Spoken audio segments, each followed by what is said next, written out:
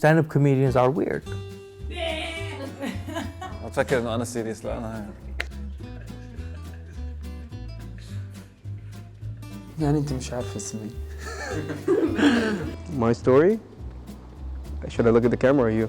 شو تقولي إذا بنحكي في غزة مش حتحكي إيش أكتر إشي إيش الصعوبات اللي واجهتها، بدك تحكي إيش ما واجهتش في غزة. Comedy in the Middle East is just like on fire right now in a very positive fire. بحس بإيه لما حد من الأودينس بيضحك على إفيه؟ دي اليوفوريا. الكلمة دي يوفوريا. يوفوريا دي يعني النشوة، قمة النشوة بالنسبة لي. أنا ببقى عارفة اللي هو زي ما بيقولوا كده بالإنجلش I'm a little high. أنا I'm super high. أوكي. شو السؤال؟ What role does comedy play in the Middle East today? How do local comedians express the challenges their communities face? So stand-up comedy is a new art form for our region. مين النهارده في امريكا ما يعرفش يعني ايه ستاند اب كوميدي؟ احنا ستيل هنا في مصر في ناس من الاودينس او من الجمهور مش عارفين يعني ايه ستاند اب كوميدي. How does humor and satire respond to war and extremism? And can comedy unify a region affected by conflict as a medium for peaceful activism and change? Pain in time is comedy. Tragedy in time is comedy. Our Monitor sat down with young, bold comedic voices, some pushing their craft through video, others evolving a stand-up tradition, as well as leading cultural institutions that are shaping the region's comedic landscape, providing a needed creative outlet and making people laugh.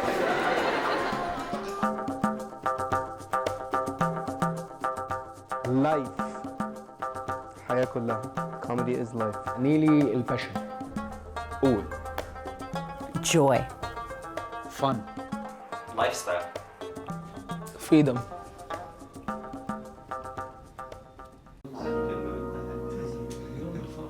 Some comedians engage in a humor of resistance, tackling issues like LGBTQ empowerment and gender equality, censorship, or political leadership. And some just consider their duty to provide comedic relief in difficult times, in spaces aimed at connecting people through laughter. Comedy in our region is different. أكثر شيء بيأثر على الكوميديا حالياً بعتقد في الوطن العربي بشكل عام اللي هو السياسة. It started out of a need to do something different because everybody was doing something. I am Saura. I just wanted to use my creativity to do something that I love.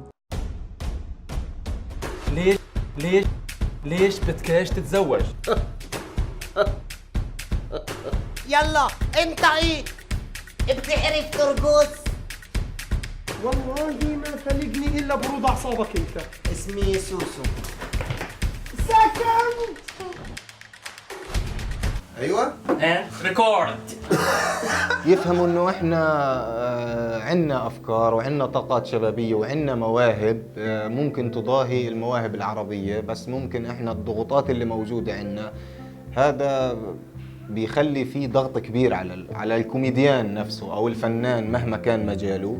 بس هذا بحد ذاته أنا بعتبره مقاومة، لأنه أنت تصنع كوميديا في مجتمع خلينا نقول معاشش حياته أصلاً عشان نقول عاش لحظات حلوة. هذا بحد ذاته بيثبت إنه أنت عندك طاقة إيجابية هائلة وعندك موهبة قادرة إنها تعمل شغلات تضاهي الكوميديا في الوطن العربي وتضاهي الفن في الوطن العربي بالرغم من كل الظروف اللي أنت بتعيشها. فإذا أنت عملت كوميديا في الوضع اللي موجود في غزة فأنت قادر تعمل كوميديا في أي وضع في العالم، لأنه أنت بتعمل كوميديا في أصعب وضع على وجه الأرض. والله كل حاجة في غزة بتأثر على الكوميديا. للأمانة ما فيش في غزة أرضية خصبة إنه تساعد أي فنان سواء كوميدي أو فنان تشكيلي أو رياضي أو أي نوع من أنواع الفن أو طرب. بس أنت كفنان كوميدي بتصير أنت بدك تتجرد من ألم البلد ومن وضع البلد وتحاول إنه أنت تسعف الناس في ابتسام. وهذا اللي فرق معنا إنه إحنا من وسط زحمة الألم اللي إحنا فيه في البلد لا قدرنا نضحك الناس وقدرنا نجيب للناس كوميديا. فإحنا بنختلف عن البقية شوي إنه أنت بتحس فيه على كتفك مسؤولية كبيرة. مكانهم اللي هو احنا بنحب الحزب الكوميدي، احنا بنيجي الحزب الكوميدي، احنا عايزين نطلع زيك، عايزين وقت اللي احنا نطلع قدام الجمهور عايزين الفترة العلاج النفسي بتاعنا، احنا بنسميه كده ده علاج نفسي بالنسبة لنا، احنا نطلع نتكلم على مشاكلنا قدام الجمهور. It's a form of therapy بالنسبة لنا، فاهم؟ في مصر مهمة طبعا كمان لأن الإرهاب سهل جدا يتحارب بالكوميديا. عادل إمام طلع في أفلامه كلها كان بيتريق على الإرهابيين وبيحارب الإرهاب بأفلامه، وهو راجل كوميديان عظيم، راجل كوميديان من الناس اللي لهم ثقل في الفن، يعني حارب الإرهاب بالكوميديا.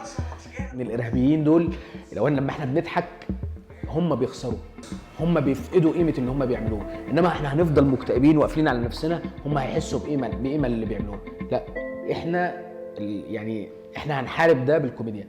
الكوميديا من الحاجات اللي هتخرج الطاقة عند الناس، هتخلي الناس تبدع، هتخلي الناس تظهر في مجالاتها عموما، ايا كان دكتور، ضابط، مهندس، محاسب، ايا كان هو بيشتغل ايه، هو لما عقله او باله هيروق هيقدر يبدع ويطلع الطاقة اللي عنده.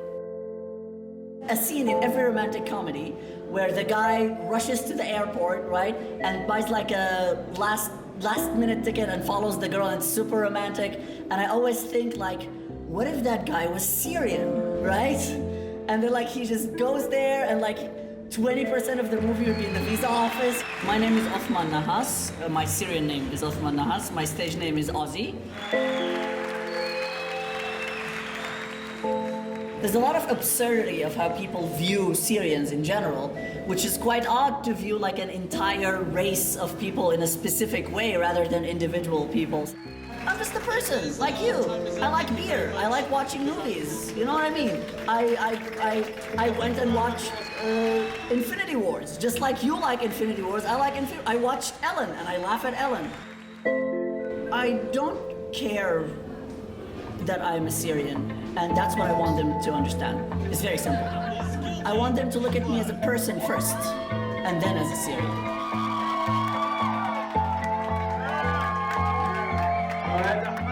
Living in the Middle East, nothing is going right around us, whether locally or our neighboring countries, you know, so comedy is like the only relief or way to let off some steam. The literal translation: you are like the reflection of the moonlight off of the eye of a virgin on a night with a full moon. Of course you have to do that. يعني كنا بالنا بالزبالة وبالريفر اوف تراش وبهذا السيربان تبع الزبالة، بس كلنا نسينا السواقة بلبنان. قديه بتسلي السواقة بلبنان، ساعة روج ساعة فير اوكي، بس ساعة اورانج بتضوي بتطفي، ساعة توضي السيدة بدك تقطع بتبقى محلك اورانج. شو هالبلد؟ بحكي عن كل شيء عم بيصير بلبنان، من السير للزبالة للقصص منيحة حتى بفوتهم بطريقة بتضحك. بقى أنا حبيت أعمل اللي عم بعمله لضل ضحك الناس، ضل فرجي إنه بضل فينا نتضحك باللي عم نعمله، فينا نكون مبسوطين. يعني جرب محي كل القصص السيئة بلبنان ووصلهم بطريقة بتضحك ليضلوا اللبنانيين مبسوطين وعم بيضحكوا، حتى إذا عنا مشاكل كتير وعنا قصص بدهم تزبيط وتغيير كل شيء بدي جرب وصله هو ضحكة يعني بالآخر.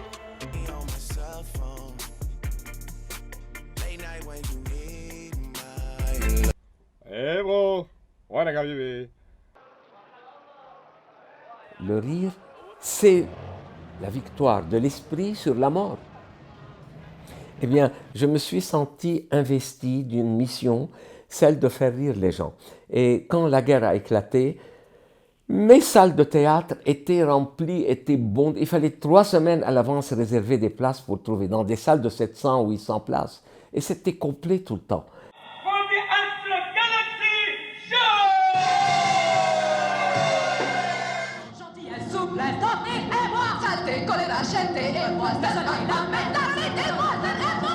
Pourquoi? Parce que c'était un espace de liberté, un espace où les gens qui venaient assister au spectacle sentaient que j'étais un tueur à gages contre les politiciens et tous ceux qui faisaient la guerre au Liban. Mais moi, j'étais un tueur à blanc. Je tirais à blanc, bien entendu, grâce à la parole. Et ça, ça a été un très grand succès. Les gens venaient voir les spectacles sous les bombes. Et j'ai senti que c'était une mission. Il fallait continuer. Et j'ai continué. On est en train de faire vibrer des gens. On leur donne de la joie. Mais c'est un bonheur. Vous ne pouvez pas vous imaginer. Alors quand c'est pendant 2 heures de temps, vous faites rire des gens. Alors vraiment, ça c'est... On sent qu'on sert à quelque chose en société. Il faut que la situation dans cette région soit un peu plus calme quand même, pour que les gens puissent fonctionner. La créativité a besoin aussi d'un peu de calme. ايه فجأة بيجي ثلاث رجال لابسين مدني بيوصلوا لعندكم ممنوع تقعدوا هون. بقول له كيف نحن بالجنة ونحن حد نهر العسل ممنوع تقعدوا هون هول أملاك خاصة للحرير عم بعمل ريزورت. While many comedians confront difficult political issues specific to their country, some also challenge societal barriers, performing in restraining environments, trying to expand the audience's horizons for tolerance. ما في انا وقت انا عم بطلع مثلا بستاند اب كوميدي بكون انا بنت وحيده من اصل مثلا 7 كوميديانز رجال. ما في equal representation اكيد لا. When we first started Funny Girls, 2009, it was kind of a big deal because everyone was like, wait, all ladies? Wait, all women? And they're gonna be funny? A few years ago, I was a new mom. So when my baby was a few days old, he fell sick, so we had to take him to the doctor. The doctor asked, what was the color of his last motion? Motion? In India, I learned that motion means poop. We Indians love to apply physics to everything. So my answer to that question, doctor, do you have a color chart? He did. Y'all got names with depth and meaning, like Jamila, beautiful. Amira, princess. Hiba, a gift. Hadiya, also a gift, but a different type of gift. Atiyat, also a gift, but an Egyptian gift. Rasha, a deer, but not just any deer, a sweet, innocent baby deer, just learning to walk. خلص الشو واجا واحد لقلي لعندي بده يقول لي كومبلمنت. اجا قال لي بدي اقول لك شيء. انا ما بلاقي البنات مهضومين بس انت بحبك انت مهضومه. هيدا يعني اكستريم سكسزم يعني المرأة ما المفروض تكون مهضومة اصلا وقت تكون المرأة بتضحك يعني عندها الكونفيدنس يعني بتكون هي السنتر اوف اتنشن والمرأة كيف فيها تكون السنتر اوف اتنشن؟ لا ما فيها هي المرأة ما فيها هي تحط حالها سنتر اوف اتنشن بس الرجال فيهم يحطوها هي سنتر اوف اتنشن. انا ريهام ايمن الكحلوت عمري 21 سنة وبلشت انا التمثيل الكوميدي مع محمود زعيتي برنامج بس يا زلمة وانا من عمري 15 سنة. بداية يعني ما كنت صغيرة عمري 15 سنة وبلشت وقبل 6 سنين يعني ما كانش هالفكر الواعي كتير صراحة يعني لهلا في تطور كتير بس قبل كنت كتير يعني تجيني انتقادات انه بين شباب مثلا بين انت بتمثلي لا ليش شو بدك بوجعة هالراس واتركي من هذا المجال صراحة فأنا تأثرت بيني وبينك يعني بهذا الموضوع لأنه أي حدا كان مكاني حيتأثر في هذا الإشي فما بعد هيك يعني من اهلي فحكوا لي انت مش عامله شيء غلط انت قاعده بتعملي شيء انت بدك اياه وشيء بتحبيه فامشي فيه كملي يعني ما تعتمدي لكلام الناس.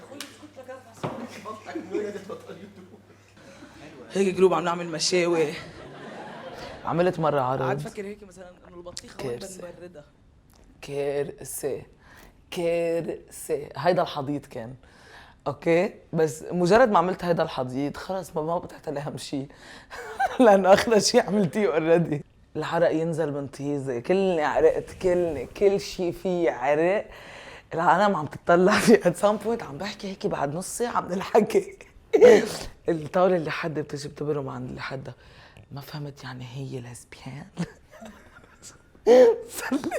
صار لي نص ساعه عم بحكي الاخبار يعني هي ليزبيان. A new, bolder comedic tradition may take cultural sensitivities into account, but no subject is off limits. في كتير فرق مثلا إذا أنا على ستيج شو حقول وأنا على التي في شو بدي أقول. هذا من منطلق سيفتي. فجأة بيجي ثلاث رجال لابسين مدني بيوصلوا لعندي. أنا ما عندي تابو. ما في تابو. So no subject, no topic is off limits. لا نو توبيك انا ما بآمن ابدا بالسنسورشيب انا بآمن بالريسبونسبيلتي وايل توكينج. لفت نظري الاغنيه كيف كنا مقطعها هيك هي كانت زمان وكان في انا لما طلعت اول مره وثاني مره وثالث مره كنت مشهور انه اوه محمد هو بيحكي، هو عنده كلين كوميدي انت بتسميها، انه اتس سيف انه نحط محمد وين ما كان. حكيت عن كل القصص بلا مسبات او بلا دين وبلا سياسه، بس مع الوقت لما اخذت اكثر على الكوميدي صرت مرتاح اكثر بالقصص واعرف كيف اتطرق لها. انا بنوع بس ما بروح اكستريم بهدول الموضوعين لانه الناس حساسين بهدول القصص، واي ريسبكت حساسيتهم على المواضيع يعني.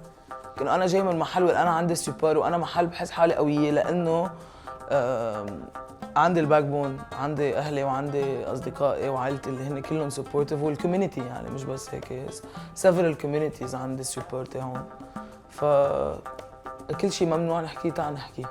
بتعرفوا بما انه اللبناني عنصري ان جنرال، بتتحمس معك بتعطيك 30 40 علبه كوندوم وبنص حقهم. When it comes to inspiration, many international artistic influences are common to all, some more popular than others. When I discovered comedians like Chris Rock. Chris Rock. Dave Chappelle. Dave Chappelle, of course. David Chappelle. Got a lot of inspiration from Russell Peters. زي راسل بيتر، كيفن هارت. كيفن هارت. في كوميديان امريكي انا بحبه اسمه كيفن هارت. بالبدايه اول ما بدنا نحكي عن مستر بين يعني. ولا هلا اكثر شيء ذات ماركت مي هو هانا جاتسبي نانات. بعقد يعني اخذت الكوميدي لنكست ليفل. I would say my number one is Ellen DeGeneres definitely. لوريل وهاردي. الناس دي كانت بتموت الناس من الضحك من غير ما تقول كلمه، تخيلها واحد بيطلع شو ساعه ما قالش كلمه واحده وموت الناس من الضحك. But local and regional stars have an impact as well. فؤاد المهندس انا شخصيا انا بحبه عشان هو كده تحسي اللي هو he's very charming. واسماعيل ياسين الله يرحمه. These guys are legends in the Egyptian comedy circuit. لقيت ناس زي جورج عزمي ومحمد سالم ووليد ابو المجد ومحمد مرجان. في مثلا احمد حلمي وفي حسن حسني وفي خلينا نحكي عادل امام الاسطوره. في احمد حلمي اللي زي عادل امام وكريم عبد العزيز اللي بيقدر يكون كوميدي وفي نفس الوقت جد كتير. هلا ماي فيفورت ليبانيز كوميديان هو inspired me the most هو فادي العايدي. كتير بحب شو بيعمل فادي. Dawood Hussein was somebody that really inspired me. Adil Imam obviously is hilarious. Samir Ghanem for me was very strong. في نور حجار، في وسام كمال يعني، وفي شادن. شادن فيك ما بعرف ترتاحي هيك تحكي كل شيء، بس فيك تجلسي شوي. ما بدي باين سواق. Comedians also benefit from comedy hubs or cultural institutions that provide an umbrella for young talent, as well as outreach programs connecting agents throughout the Middle East.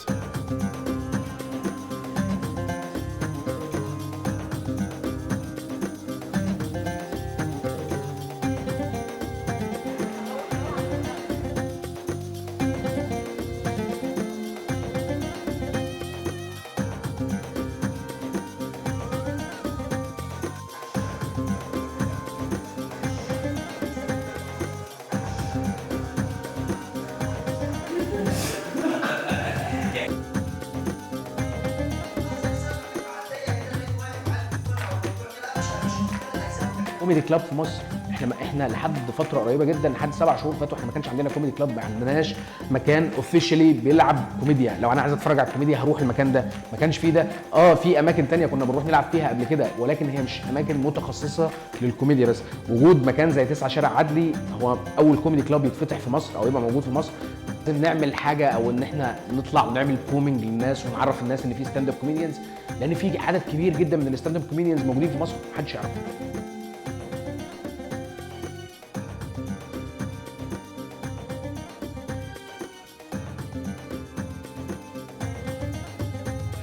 انا وصغير ما كنت بعرف بعد، كنت فكر انه هو عم بدقهم مع بعضهم، يعني مش انه دقه وحده، كنت فكر انه عم يهوشوا سريع هذا تبع الكاميون بابا بيرا باب، انه هيك بدقهم. كنت فكر بتطلع كيف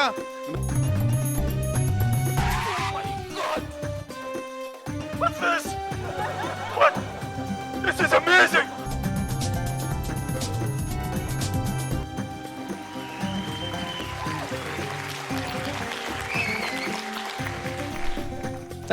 ISIS are like the Kardashians. We don't like them, but we made them famous. You know what I mean? When we first started, we couldn't find a venue that would let us No. perform. No. When we first started, we had to recruit an audience and we had to recruit a comedy community. We really wanted to build something from the ground up, and instead of just flying people in, like, why not train the artists here? Why not, cultivate these budding comedians that really like comedy but have no idea how to start? Sometimes you just need someone to be like, okay, it doesn't exist, let's not complain about it, let's build it. We wanted to put a platform for people to get up and talk in their own words.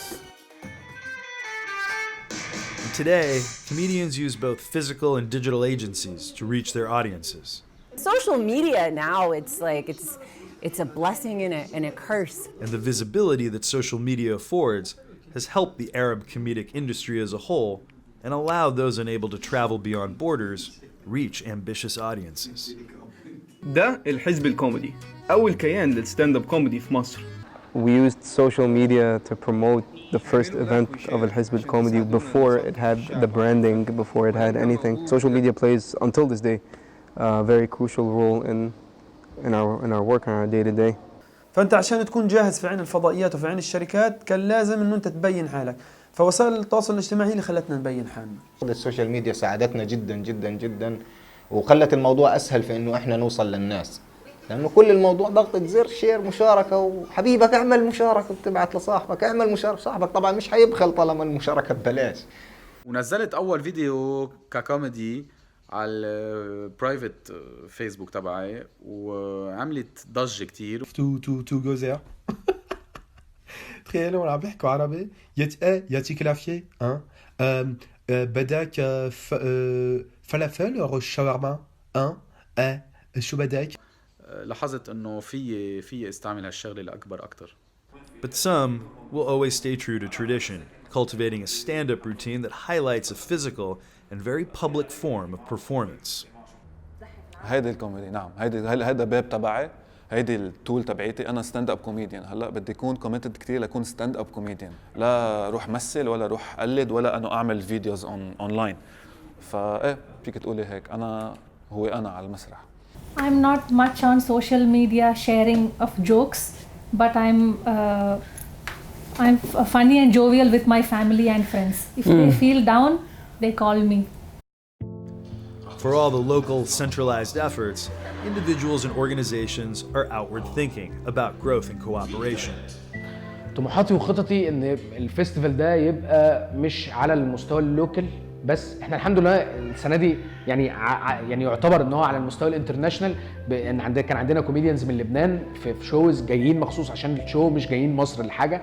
طبعا حابب يبقى في تعاون بيني وبين كوميديانز من الميدل ايست عموما، طبعا دي حاجه مهمه جدا، زي مثلا ياسر بكر ده مؤسس جده كوميدي كلاب، زي استاذ علي السيد مع حفظ الالقاب طبعا، مع استاذ علي السيد، وده يعني راجل من الناس المهمه جدا في الامارات في مجال الستاند اب كوميدي. As pioneers, to work with whether it is Dubai government or to work with international production houses or broadcasting stations to put together content has been truly an honor. No, we can't give you our venue to do comedy shows. To listen, we're doing a TV show, who should we bring? We're doing a festival, who should we bring?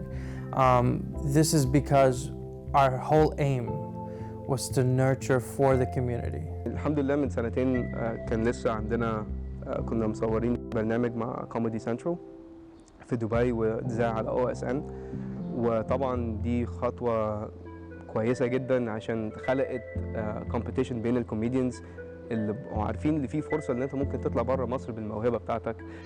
ركز يا قصي. We've had the great honor of getting to tour many of the refugee camps and have, sometimes we did like a 3-day program, sometimes it's just we'll go to one camp and there's like 12 different sections, right? And we'll go to with the districts. Go to one district and we'll stay there for an hour and a half, then we'll move to another one, do an event for an hour and a half, go on. So sometimes we'll district hop and we'll be there for 12 hours just in one day and then go to another camp. But it's always the same thing. We show up and we make them laugh. By the time we got to the 6th district, we're like, wait a minute, I remember you from the other district. So they'll chase the car, and some of the kids will go to all 12 shows. The essence is that integration is strengthening. There was like about 40 people there from different cultures, different backgrounds, different religions, and they all laughed at the same joke. I felt like it kind of brought me closer to these people. And then I remember, like, I finished my set. It went pretty good, actually, for a first set. It's on YouTube, you can catch it. I'm aware that you've never seen somebody like me before in the position that I'm in. You've seen someone that looks like me holding a gun or sending a hate message, because that is broadcast across the globe.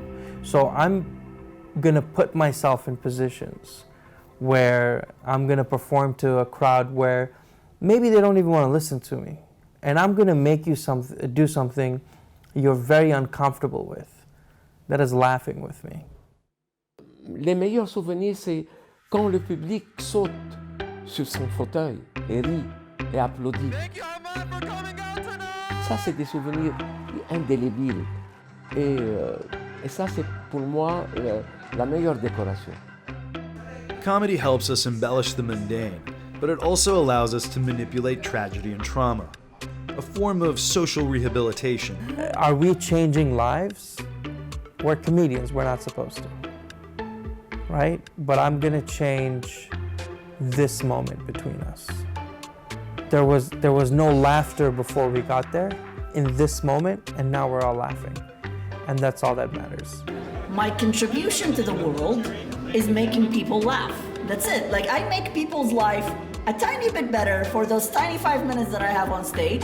I'm making people's life better. And really, for my abilities, that's all I can do. And it feels good. أم طول النهار في البيت قاعدة مع أولادها بس وذاكر واعمل واطلع وهي خد بالك بالليل لو اتفرجت على 5 دقايق فيديو فيه إفيه 2 جوكس أو 3 جوكس، اتفرجت عليهم ضحكت نسيت كل اليوم خالص. ناس بيكونوا معصبين من شغله او حتى عندهم قصص صعبه بحياتهم وعم بيقطعوا بفتره صعبه، بيقولوا لي انه انا عم بغير لهم كل شيء تقريبا بحياتهم، يعني عم بضحكهم كثير وبظهرهم من كل شيء. هو احسن واحلى مسجز بيوصلوا لي. Historically in the Middle East, it served as a tool for resistance against dogma, resilience from war, and of late as an instigator for social change. لما بشوف الناس بتضحك قدامي بحس أنا قديش إنسان محظوظ في حياتي بصراحة. لما أشوف رجال كبير بالسن يقول لي أنا فخور إن أنا شفتك، يعني بحس في عبء علي، بحس حالي يعني للأمانة مبسوط كتير. Young comedians channel their wit and energy to encourage discourse and progress in their communities. بس هيدا كمان ما تشاركوا الفكرة لو بعد ما عملته. شو بدك تحط من الانترفيو ما بعرف. كله شو؟ بدكم نرجع نعيد كل الأسئلة؟ This is what's gonna lead me to salvation. Making people laugh is what I want to do with my life. They know the power of their voices through digital dissemination and localized efforts. خلص حسيت انه هيدا انا بعبر عن حالي وعن شخصيتي بهالطريقة، وما بدي بقى ارجع اتخلى عن هالحلم او عن هالطريق. And they know that humor is a universal impulse across language, culture, and borders. It can clarify, mend, and often unite. Vous continuez à filmer? Ah, je fais alors, le plus important dans le rôle de l'artiste invite, c'est de ne pas la question n'est pas aussi, car si jamais vous faites le blanc, il y aura un point du point de vue strade. C'est là la question qui fait non, vous ne pouvez pas tarmendrit la question. Comme on dit en anglais, the poses of the parade is not striding the pageant. That's it. I'm sorry.